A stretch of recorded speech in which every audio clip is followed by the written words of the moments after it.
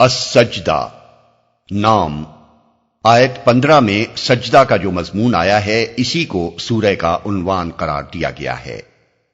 زمانہ نزول، انداز بیان سے ایسا محسوس ہوتا ہے کہ اس کا زمانہ نزول مکہ کا دور متوسط ہے اور اس کا بھی ابتدائی زمانہ، کیونکہ اس کلام کے پس منظر میں ظلم و ستم کی وہ شدت نظر نہیں آتی جو بعد کے ادوار کی صورتوں کے پیچھے نظر آتی ہے۔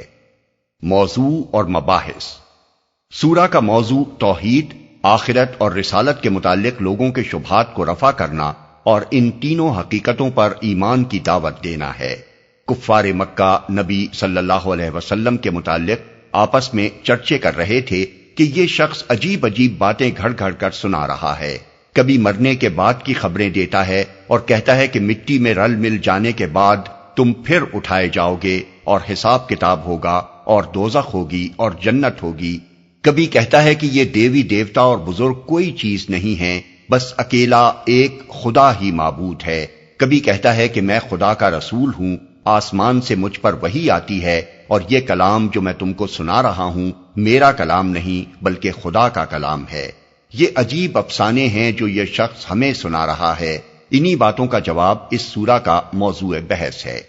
اس جواب میں کفار سے کہا گیا ہے کہ بلا شک و ریب یہ خدا ہی کا کلام ہے اور اس لیے نازل کیا گیا ہے کہ نبوت کے فیض سے محروم غفلت میں پڑی ہوئی ایک قوم کو چونکایا جائے۔ اسے تم افطرا کیسے کہہ سکتے ہو جبکہ اس کا منزل من اللہ ہونا ظاہر و باہر ہے۔ پھر ان سے فرمایا گیا ہے کہ یہ قرآن جن حقیقتوں کو تمہارے سامنے پیش کرتا ہے، عقل سے کام لے کر خود سوچو کہ ان میں کیا چیز اچنبے کی ہے۔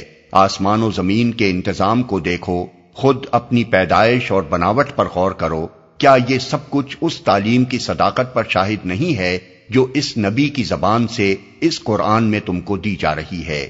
یہ نظام کائنات توحید پر دلالت کر رہا ہے یا شرک پر؟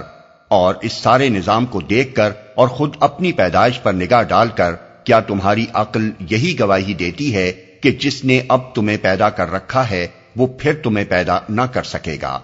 پھر عالم آخرت کا ایک نقشہ کھینچا گیا ہے اور ایمان کے ثمرات اور کفر کے نتائج و عواقب بیان کر کے یہ ترغیب دلائی گئی ہے کہ لوگ برا انجام سامنے آنے سے پہلے کفر چھوڑ دیں اور قرآن کی اس تعلیم کو قبول کر لیں جسے مان کر خود ان کی اپنی ہی عاقبت درست ہوگی۔ پھر ان کو بتایا گیا ہے کہ یہ اللہ کی بڑی رحمت ہے کہ وہ انسان کے قصوروں پر یکا یک آخری اور فیصلہ کن عذاب میں اسے نہیں پکڑ لیتا، بلکہ اس سے پہلے چھوٹی چھوٹی تکلیفیں، مصیبتیں، آفات اور نقصانات بھیجتا رہتا ہے، ہلکی ہلکی چوٹیں لگاتا رہتا ہے تاکہ اسے تنبیہ ہو اور اس کی آنکھیں کھل جائیں۔ آدمی اگر ان ابتدائی چوٹوں ہی سے ہوش میں آ جائے تو اس کے اپنے حق میں بہتر ہے۔ پھر فرمایا کہ دنیا میں یہ کوئی پہلا اور انوکھا واقعہ تو نہیں ہے کہ ایک شخص پر خدا کی طرف سے کتاب آئی ہو۔ اس سے پہلے آخر موسیٰ علیہ السلام پر بھی تو کتاب آئی تھی جسے تم سب لوگ جانتے ہو۔ یہ آخر کون سی ایسی بات ہے کہ اس پر تم لوگ یوں کان کھڑے کر رہے ہو؟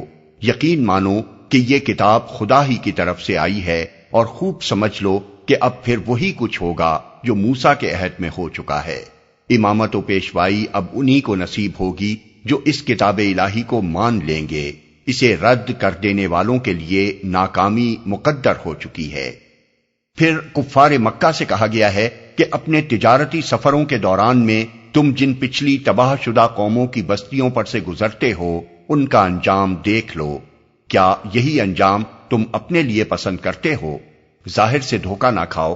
آج تم دیکھ رہے ہو کہ محمد صلی اللہ علیہ وسلم کی بات چند لڑکوں اور چند غلاموں اور غریب لوگوں کے سوا کوئی نہیں سن رہا ہے، اور ہر طرف سے ان پر تان اور ملامت اور پھپتیوں کی بارش ہو رہی ہے۔ اس سے تم یہ سمجھ بیٹھے ہو کہ یہ چلنے والی بات نہیں ہے، 4 دن چلے گی اور پھر ختم ہو جائے گی، لیکن یہ محض تمہاری نظر کا دھوکہ ہے۔ کیا یہ تمہارا رات دن کا مشاہدہ نہیں ہے کہ آج ایک زمین بالکل بے آب و گیاہ پڑی ہے جسے دیکھ کر گمان تک نہیں ہوتا کہ اس کے پیٹ میں رویدگی کے خزانے چھپے ہوئے ہیں، مگر کل ایک ہی بارش میں وہ اس طرح پھبک اٹھتی ہے کہ اس کے چپے چپے سے نمو کی طاقتیں پھوٹنی شروع ہو جاتی ہیں۔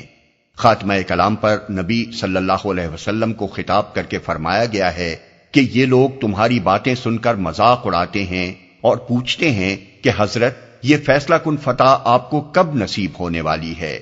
ذرا تاریخ تو ارشاد ہو۔ ان سے کہو جب ہمارے اور تمہارے فیصلے کا وقت آ جائے گا اس وقت ماننا تمہارے لیے کچھ بھی مفید نہ ہوگا، ماننا ہے تو اب مان لو، اور آخری فیصلے ہی کا انتظار کرنا ہے تو بیٹھے انتظار کرتے رہو۔